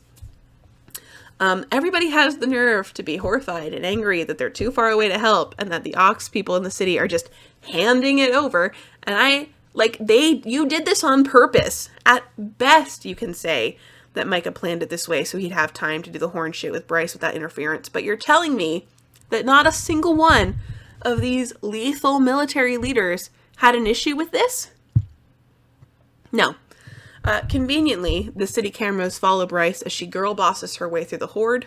There, racing through the streets, in Danica's leather jacket, sword in one hand, gun in the other, was Bryce, running not from the danger, but into it. She roared something over and over. Declan locked into the feeds, changing from camera to camera, to follow her down the street. I think I can pull up her audio and isolate her voice against the ambient noise, he said to no one in particular. And then, "Get into the shelters!" she was screaming. Her words echoed off every part of the room. Duck/shoot. She moved like she'd trained with the Ox her entire life. She's really good. And, we know that she hasn't. The synth has worn off. We know from earlier exactly the last time she made it to target practice. And when was the last time she sparred with a sword? She got her fundamental training with Randall, but we're supposed to believe that after several years, she's not, a little rusty. She's not struggling even a little. No. She is just as good as any other Ox warrior who's already, shut up. Chapter 84. Hypaxia tries to pull the witches back to the city, but all their brooms are destroyed. The conference center, armory, guns, swords, helicopters, and cars, too. And, why? Micah planned this to be 4 hours away. Tried to open a portal to another dimension. So, what was the backup plan if he couldn't close the rift? Obviously, he didn't plan on dying, but he wanted total control of the city, not to destroy it. But Fury has a helicopter she keeps off-site, which I guess is the reason that she needed to be included in this super special secret meeting. So I guess none of this really matters, because Hunt and Rune are still going to get there. Hunt tells Sabine to get a wolf pack to the old square. Sabine says there are no wolves left for the old square. And then the Prime is all, "One wolf remains in the old square." It's Bryce, and Sabine is like, "No, Dad, that's Danica's sword you're sensing." And the Prime is like, "Nuh-uh, it's a wolf." And then Hunt calls the Viper Queen to cash in a favor. Bryce cuts her way to the Asphodel Meadows, where most of the humans in the city live, and calls Jasiba to try to get some backup. There is none, but Ethan is on the way. Sabine is big mad, but honestly, who cares? The wolves could be at the meadows in 3 minutes. 3 minutes through hell, through the slaughter and death. 3 minutes in a flat-out run, a sprint to save the most defenseless among them, the human children. The jackals joined them, the coyotes, the wild dogs and common dogs, the hyenas and dingoes, the foxes. It was who they were, who they had always been, defenders of those who could not protect themselves, defenders of the small, the young. Shifter or true animal, that truth lay etched in the soul of every canine. Ethan Holstrom sprinted toward the Asphodel Meadows with the weight of that history behind him, burning in his heart. He prayed he was not too late. Okay. How? Okay, I need you to... So, okay. Presumably some of these types of canines are shifters. But, like, shifter or true animal, that truth... It's like, this really... like, are there just, like, normal coyotes just chilling in this very urban, walled-in city? Just waiting to go fight some demons? Huh? What? Why? And also, again, shifters aren't from Midgard, but normal animals are. So, like, why does the soul of every canine matter if one is from a different planet? I truly, like, what? God, this is so fucking dumb. Okay. It doesn't matter. Bryce is getting fucking reinforcements. I don't fucking know. Chapter 85. Bryce is understandably getting tired, but keeps trucking along when the Viper Queen's Fey bodyguards show up to help. A sword plunged through the demon's gray head. A massive sword, at least 4 feet long, borne by a towering, armored male figure. Blue lights glowed along the blade. More glared along sleek black body armor and a matching helmet, and across the male's chest an emblem of a striking cobra glowed. One of the Viper Queen's Fey bodyguards. 6 others raced past him, the cobblestones shaking beneath their feet, guns and swords drawn. No venom-addled super to be seen, just lethal precision. Anyway, Ethan and the wolves show up around this time too. Fury, Hunt, and Rune almost leave, but Sandriel bursts in and announces that they all have to stay put, and the Asteri are sending help. And from where? The 32nd, the closest other legion, was going to take like an hour to get there. So do they have secret forces just like buried by the city? Back in Lunathion, the shelter doors are like starting to close, so Bryce and Ethan are making a run for it, but it doesn't look like they'll make it. They get close to the door, but there's not enough space for both of them to make it through at the same time, so Bryce pushes Ethan through, leaving herself stranded outside. Chapter 86, Bryce makes it to the old square and collapses close to the Heart Gate and calls Hunt. He tells her to get to her apartment and stay there until help comes, but she tells him to call her mom and to tell Fury that she's sorry for lying about something that I forget what she lied about. Also, why are you apologizing to her? Don't apologize to her. She's the worst. And to tell Juniper thank you and to tell Rune that she forgives him. And then she tells Hunt that she was waiting for him in her heart and that she forgives him too. And then she sprints towards the Heart Gate. Chapter 87. Bryce starts glowing because she has super secret Fey powers. The light was coming from her chest, had been pulled from inside it, like it had dwelled inside her all along. Bryce's eyes were closed, her face serene. Her hair drifted above her head. Bits of debris floated up around her too, as if gravity had ceased to exist. The light she held was so stark it cast the rest of the world into grays and blacks.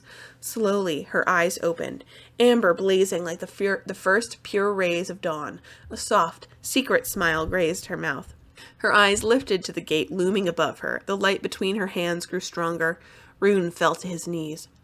I am Bryce Quinlan, she said to the gate, to the void, to all of hell behind it. Her voice was serene, wise, and laughing. Heir to the Starborn Fae. And I guess that's how it works. I don't know. I thought she was an unrecognized, illegitimate bastard that her dad wouldn't, claim, but I guess that's how it works. All you gotta do is glow. I don't know. We finally get the full flashback, i.e. the information is delivered to us about Bryce and Danica with the ASP shifters that were running that illegal animal trading ring. TLDR, she blinds them with her star powers long enough to grab their guns and take care of the problem. To be fair, I did not see this coming, but I am also dumb. So that probably doesn't mean a whole lot. I truly do not think that this was worth the level of teasing for 700 pages. So that it's almost completely irrelevant to what I would have thought would have been the logical climax of this story, which would have been the big reveal with Micah. We get spoon-fed Bryce's motivations for keeping it a secret, which are to keep Rune from feeling bad about not having better powers. And then Bryce funnels her power through the horn tattoo and closes the gate. Chapter 88. The Autumn King calls Bryce's mom to bitch at her, but she's actually a grown-up, so she's having none of it. And then we're spoon-fed those motivations a second time, but from Ember this time. So repeat stuff, repeat stuff, repeat stuff, repeat stuff, repeat stuff, repeat stuff, repeat stuff, repeat stuff, repeat stuff, repeat stuff. Yeah, oh, you know it. And then in all the chaos and confusion, Queen Hypaxia, who is a witch, removes Hunt's witch tattoo halo. Chapter 89, Hunt immediately takes Sandriel out, and then every angel in the room just, like, kneels to him. I don't know. It's weird, and it doesn't matter. They get into Fury's helicopter and hightail it to Lunathian. In Chapter 90, Bryce is exhausted, Fury's chopper is getting closer, but so is the Asterian Guard, and they brought fantasy nukes. The brimstone missiles weren't ordinary bombs of chemicals and metal. They were pure magic, made by the Asterian Guard, a combination of their angelic powers of wind and rain and fire into one hyper-concentrated entity, bound with first light and fired through machinery. Where they struck, destruction bloomed. To make them even deadlier, they were laced with spells to slow healing. Even for Veneer, the only comfort for any on their receiving end was that the missiles took a while to make, offering reprieve between rounds. A small, fool's comfort. So Bryce gets up from her little nap and limps along to try and close the other gates before the Asteri level the city. Meanwhile, Hunt sees like the missile launchers preparing to strike again, and his wings are still on the fritz, so he gets Fury to get the chopper as high as it'll go, and then jumps out of it, angling for Bryce, and then like lands on top of her just as the missile hits. And while I don't think that Sarah J. Maas understands how gravitational acceleration works, I'm also not about to pull out kinematic equations to explain it, so I'm moving on. Chapter 91. Bryce is alive, and Hunt is bloody and burned, and his legs have been shredded to bits by the impact or explosion or something. Fury's chopper went down, but everybody's mostly fine, so they gear up and head into the city. Bryce is desperate, so she talks to the whole city via those gate gem phone thingies to ask if anyone at all can hear her and be her anchor so she can make the drop, but obviously no one is there. So she crawls back to Hunt and tells him to hold on and that she loves him, and then she hears Danica's voice. Bryce lifted her head, looked toward the gate to the plaque and its gems. She waited, counted her breaths. 1, 2, 3. The gems remained dark. 4, 5, 6. Nothing at all. Bryce swallowed hard and turned back to Hunt. One last time. He'd go, and then she'd follow. Once more brimstone fell, or the demons worked up the courage to attack her. She took another breath. 7. Light it up. Oh my gosh.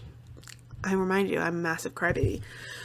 The words filled the old square, filled every square in the city. Bryce whipped her head around to look at the gate as Danica's voice sounded again. Light it up, Bryce. The onyx stone of the bone quarter glowed like a dark star. And let me just remind you, I am a massive crybaby. And I also think that the love of, like, Bryce's love for Danica haunting her as she mourns her friend is maybe the best thing about this book. And so I've read this section, again, just like the last one that made me sob like an idiot, like so many times, and it really does make me cry every time. Yeah. It's dumb and a little contrived, but yeah. Chapter 92. With Danica's help, like the help of Danica's ghost or whatever, Bryce makes the drop, even though everyone is convinced that no soul of the dead can be a real anchor. And because of that goofy saying from way long ago, the power shall always belong to those who give their lives to the city, she gets the gate's power level instead of her own, and the gate has a lot of first light because of everybody else making the drop for thousands of years. She's passing Rune's level, Declan breathed, not believing it, that his friend's party girl sister had surpassed the prince himself, surpassed Rune fucking Danon. Declan's king was as still as death as Bryce smashed past Rune's ranking. This could change their very order. A powerful half-human princess with a star's light in her veins? Fucking hell. Bryce began slowing at last. Nearing the Autumn King's level, Declan swallowed. And okay. Is it reasonable that after 15,000 years of magic and innovation and people making the drop, that they would have come up with a system to rank power levels for people? Sure. I just find this as a really convenient and annoying way to establish who our female main character is better than without showing us or making her work for it. I'm kind of lukewarm about this as an idea. While making the drop, Bryce is somehow able to use the power flowing through the gates to her to close the rift. Like the rifts in each of the gates around the city. And now she's just got to make the ascent without a quote-unquote real anchor. Chapter 93, Bryce and Danica have a heart-to-heart, and it's really touching. I like this part. Danica's ghost spirit consciousness talks Bryce out of not making the ascent. And somehow Danica knows that Bryce's first light not only closed the gates, but healed Hunt. I don't quite understand how that works. We know that when people make the drop, a bit of their first light is sort of poured back into the power grid, because the city is run on first light, like magic. I don't quite understand how that's healing power. Because Bryce, to my knowledge, does not have healing power, so I'm not sure why her magic would react that way. I understand, obviously, why it would close the gate, given that she's a Starborn Fae and she has the horn. I don't quite understand how it's supposed to heal Hunt. I also, especially because if it's just being delivered back into the power grid, the power grid is not set up for, mass healing, just, in the road. So this is convenient and it's dumb. I don't want Hunt to die, but, you could have just made his wings be healed by now so that he didn't have to, I don't know. This is a solution looking for a problem, I think is a good way to put this. There are so many reasons why this didn't need to be necessary, and you didn't need to, I don't know. The magic system is soft and ill-defined, and I don't like it. Anyway, also the reasoning behind needing an anchor to make the ascent is kind of hand-wavy to begin with. So Bryce starts running down some kind of mental airplane runway, and I'm picturing Bing Bong from Inside Out.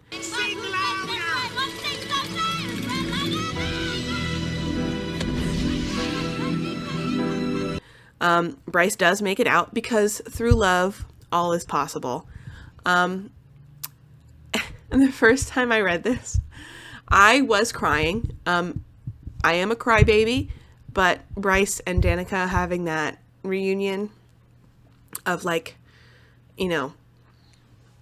getting to see each other again. And then she's doing the impossible, even though it doesn't make any sense, and she's getting out of there. And then like we like it just it's so dumb. Like, okay, because what we know about Danica, that's what the Oracle told her. So the Oracle saw this in her future, right? This thing that's supposed to be impossible is now possible because their bond is just so deep, or whatever, or what, because love is the most powerful magic, something kind of hand wavy, but it's sweet, so I'll allow it. And then Declan, I think it's fucking Declan, just looks over and is like, through love, all is possible. Like, imagine, this is editing Ginger real quick. I have consulted the ancient texts of 2021. I think this was published. That's not relevant. It was 2020. That explains a lot. It was actually the Prime who says that, because the Autumn King is all, how is this possible? And the Prime is like, with strength of the most powerful force in the world. Actually, he probably sounds less goofy because he's an old man. The most powerful force in any realm. What brings loyalty beyond death, undimming despite the years? What remains unwavering in the face of hopelessness? And like, that answers the question, right? Twice. Because we already knew, but the Autumn King didn't know, so now the Prime is telling him. And then the narrative tells us later. It was the answer to the ancient Prime's words, to the Autumn King's question of how, against every statistic blaring on Declan's computer, they were even witnessing Hunt Athalar fight like hell to keep Bryce Quinlan's heart beating. Through love, all is possible. So we get told twice after already knowing the answer. So, ancient texts consulted. This has been another insert from Editing Ginger. Thank you. Bye. I just think this book is like watching a movie with someone who really thinks that you're an idiot. Is like someone, I don't know, like you're watching Lord of the Rings and like you watch the scene where Bilbo is trying desperately to let go of the ring and he can't physically put it down, so he has to let it fall. And then the weight of the ring like is far heavier than what it looks like it should be because, you know, it's the personification of sin, temptation, oppression, what, however you view it, and it hits the floor and it's really dramatic and he feels lighter afterwards. And you watch that and you, as a person with a brain, go, oh, I understand what happened. I understand what this means. And then somebody looks at you and goes, it was heavy because it's magic. I'm like, I will smack you. Shut up. This is a good scene. This is a good movie. I don't want your commentary. Thank you. Anyway, I was crying and that this scene was nice, and now you've ruined it with your stupid verbose explanations after we just watched and probably understood what was going on. We did.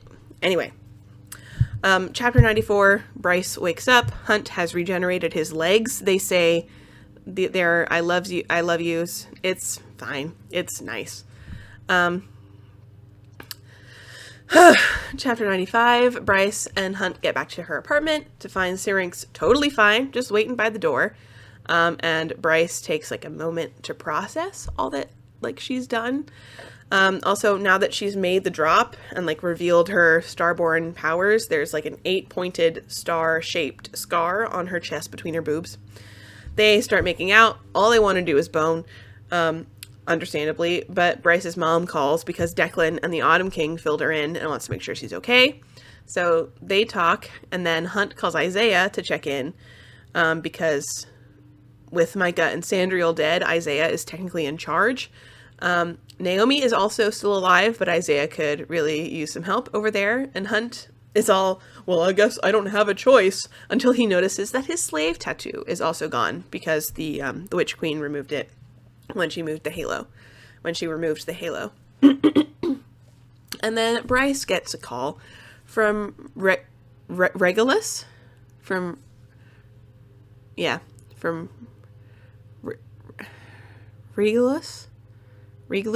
I don't know. I'm going to call him Regulus, who is the bright hand of the Asteri, Chapter 96, he says some cryptic and threatening things, kind of boiling down to, we know what you did, keep your head down and we might let you live. And I feel like this book could have ended 2 chapters ago. Bryce and Hunt go to rescue Isaiah at the Comitium, and they meet Rune, Flynn, and Fury, who filled the reader in on a bunch of stuff that we didn't really need to know. But Rune is really glad that his sister is still alive, and then it's sweet, and it's fine. Chapter 97. This is the last chapter. Thank the Lord. Bryce texts Juniper that she wants to go to that ballet class now. She sits by the river and deletes Danica's message thread on her phone, which is closure, I guess. Like, I don't know, man. Like, what you want if you want that later. Like, I don't know. And then she sees, like, the phantoms of the rest of the pack on the shore of the Bone Quarter. And then Hunt texts that he's making breakfast. And we get an epilogue. Long story short, Adis pays Jaceba a visit in cat form. He implies that Bryce's starborn power comes from Thea, not Peleus, and apparently Jaceba knew Hunt's father. So, this will be relevant eventually. Okay, so I don't want to take too long to go over some final thoughts here, because I want to cover House of Sky and Breath and Flame and Shadow, so the next 2 books in the series. So I've talked about the most useless map in fantasy that I've ever seen, and really wanting a world map. I'm not going to harp too much about that again. I do want to talk about the houses page. I don't know, like I want to call it like a little pre-book info dump page. And these are kind of really hit and miss for me. Sometimes they're useful to refer to when a story doesn't hold your hand, but because this story holds your hand so much, I really don't think that this is necessary at all. Furthermore, it is kind of confusing. There are Vanir, there are Lowers, and there are humans. But humans belong to House of Earth and Blood, which I find odd because sprites, who were originally in House of Sky and Breath, were kicked out of their house for rebellion and are now considered Lowers. So, are those 2 things totally unrelated? I would have thought that the houses were reserved for Vanir. And also, Jaceba acquires Anak, which are in House of Many Waters. So, does that make them Vanir or Lowers? I don't know. And this page just doesn't help. I just don't like it. It immediately kind of put me off. Yeah. Another thing, obviously, is the length of this book. That it was 97 chapters is completely ridiculous for the amount of stuff that happens. So much of the plot is just Hunt following Bryce from her apartment to her job and then home again. The next books have a little bit less of that, but they're still a little bit, I think, too long for what actually happens in them. So the big thing that I want to talk about is defining the genre of this book, because I think our candidates are fantasy, just like pure fantasy, romantasy, which is, of course, a romance plot set in a fantasy world, or what I don't know, like a murder mystery, like crime novel set in a fantasy world. And the forms are different for each of those. So excuse me while I do some Googling so that I can actually show you what I'm talking about. So firstly, I want to talk about a mystery novel or a crime novel. I also want to preface this with the basic structure of a genre is a guideline, right? Like, there's no rule telling you that if you want to have a mystery novel, you must follow like these plot beats. But I think genre, a lot like jazz, is one of those things where you need to understand the rules in order to break them effectively. So I am going to talk about this. So I'm on masterclass.com looking at what is the structure of a mystery novel. And it's 5 basic plot beats or sections or what have you. There's the crime, which we have in part 1, which should have been the prologue. The second beat would be the investigation, which is the majority of this book. The twist, which I would probably call...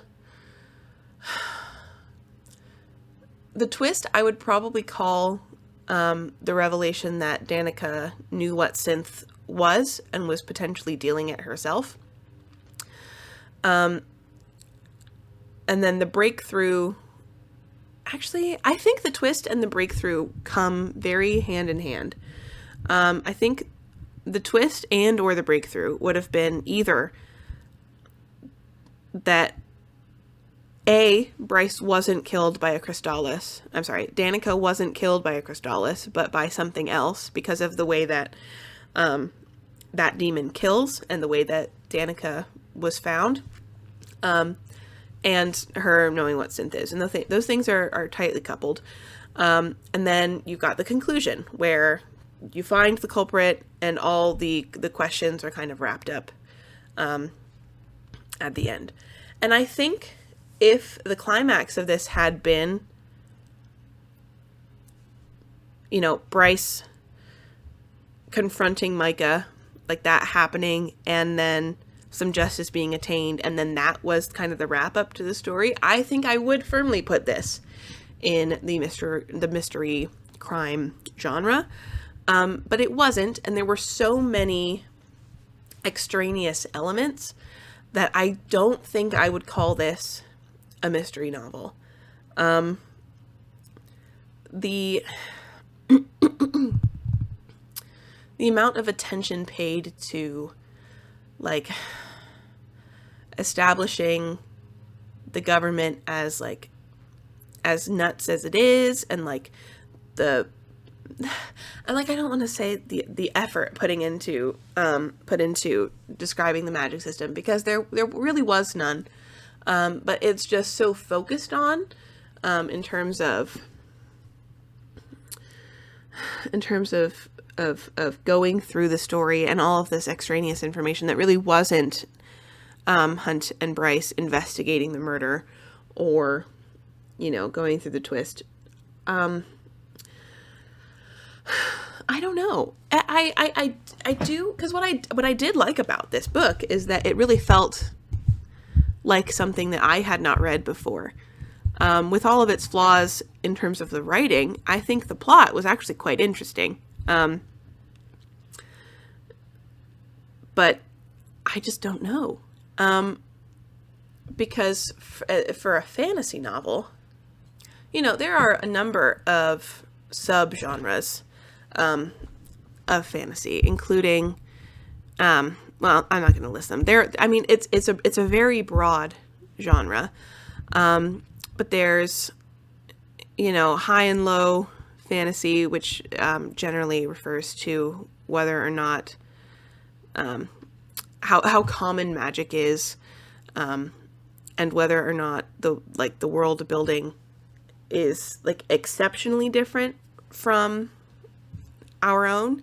There's magical realism, which is kind of which is interesting, because magical realism is kind of like magic has integrated into Earth as we know it, which is only interesting because this is a book set on Midgard, which I believe in Norse mythology is Earth. So is this magical realism? I'm not really sure. That would be funny if it were, but I don't know. It doesn't quite fit the tone of magical realism, in my opinion.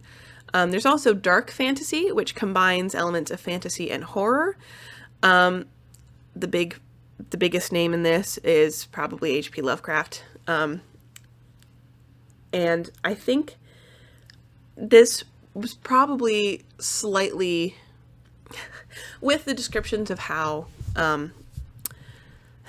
kind of eldritch horror-y the Asteri are, I think it having such a hard time stringing words together.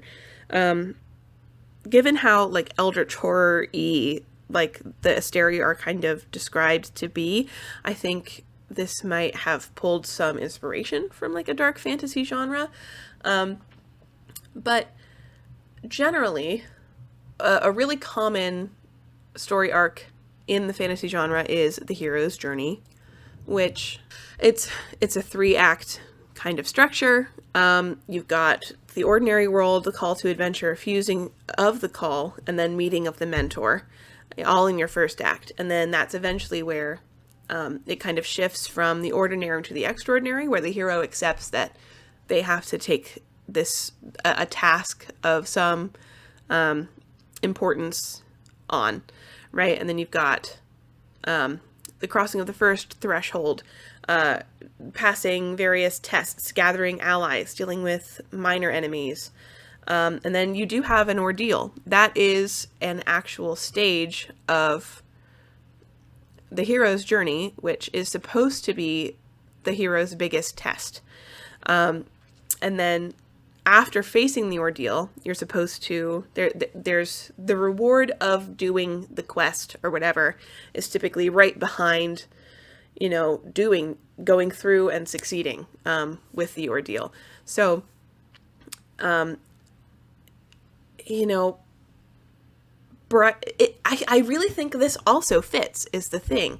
So I'm really not sure how I want to describe the genre of this book, which is both good and annoying, because I'm a big believer in trying to judge things by what they were trying to be. Actually, it was supposed to be a birdhouse. If it's a birdhouse, it gets an F.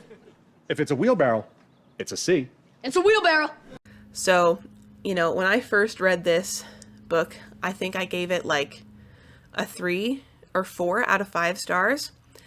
And in my last review, reviewing Madam, which was supposed to be a gothic feminist thriller, that one got a 2. And that book is objectively better written than this, but it was trying to be something more serious that dealt with, just more serious issues than a silly romantasy murder mystery. But if this is supposed to be a fantasy novel where the world building is really strong, the magic system makes sense, the romance is good, the side characters are all interesting, like, this is also going to get a 2 for me. So, judging what this is important to me because I want to judge it for what it was trying to be. And I just don't know. After reading the second and third books, however, I do plant the series squarely in the fantasy section. I do not believe that this is romantasy, because the romance is not even the B plot. It's like the C or the D plot. And for it to be a romantasy, which is a romance arc in a fantasy world, I think it really either needs to be the A or B plot. Most fantasy novels, series, collections have elements of romance, even between the main characters, and are fantasy. I think Dangerous Assassin, the series by Elizabeth Wheatley, is a really good example of this. The romance arc is really important to the story, but it is not a romantasy, I don't believe. And I loved that series, so I'd love to do an unhinged recap of that one, because I really, really liked the world building and the characters, and that story does not hold your hand. And I just think it's really well written. And, I think maybe all 5 books add up to maybe 800 pages, and so much more happens because we don't spend, 3 different chapters talking about the same event from different people's perspectives. And I think another thing about that in particular that irks me is that it's not just that an event is told from 3 different perspectives. Because what I think can be really interesting, depending on the genre and the type of tone you're trying to strike, is if you have 3 different characters looking at one event, but they all have a different perspective, or they're all slightly unreliable in the way that they remember the incident. So that can be really interesting, but that does not happen here. You have 3 different people looking at the same event, feeling the same way about it, coming to the same conclusions, even judging each other's motivations kind of the same way.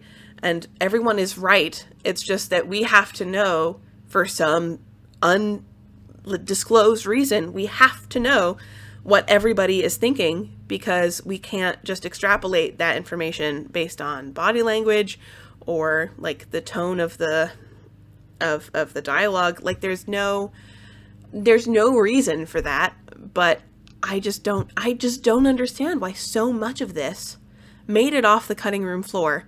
Truly, like I really think that if this had been sort of like, I don't even know if I would call it cozy, but like if you cut out all of the weird world building grossness, like the fantasy racism, the unnecessary misogyny, you know, this, that, and the other. If it had just been Bryce mourning the loss of her best friend and potential future like partner,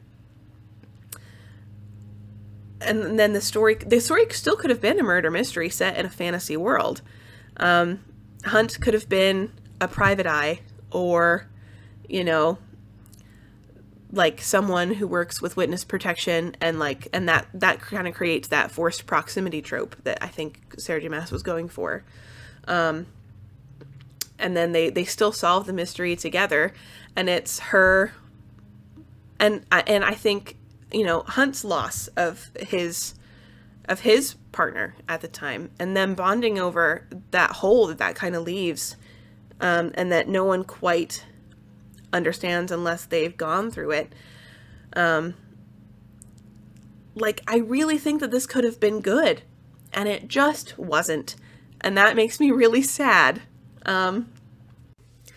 Just a couple more things I want to talk about before ending this. The final counts for, I think, smiling to be intimidating was something like maybe 9 or 10, and I think I counted maybe 15 or 16 uses of the word lethal. But funnily enough, I have this on the Kindle app on my computer, because I don't own a Kindle, but I wanted to take nice screenshots of the text. According to Kindle, the word lethal was used 23 times. So there's that. I'm going to do a quick search for alpha hole, because that was another one that was like so many times. Alpha hole was used 21 times. Somebody buy this woman a thesaurus, because I don't know if she knows other words. There were a couple times that she used the word deadly, and those also stuck out to me, because it was like, why aren't you using your favorite word? What's happening there? It's just me being petty. I just thought it was funny. I also wanted to talk about like some of the imagery used. There are so many times where characters who should not, at least in the world building necessarily, be associated with stars and starlight. Obviously, the Asteri are, you know, they're supposedly each in possession of the power of a star, which is what makes them so dangerous, right? And then Bryce and Rune are both starborn fae, meaning that their light that they're able to emit is specifically starlight. But there are just so many times that other characters are referred to in terms related to stars, like Lahaba, when she, but right before she died, when she was delaying Micah, I think she's compared to a star.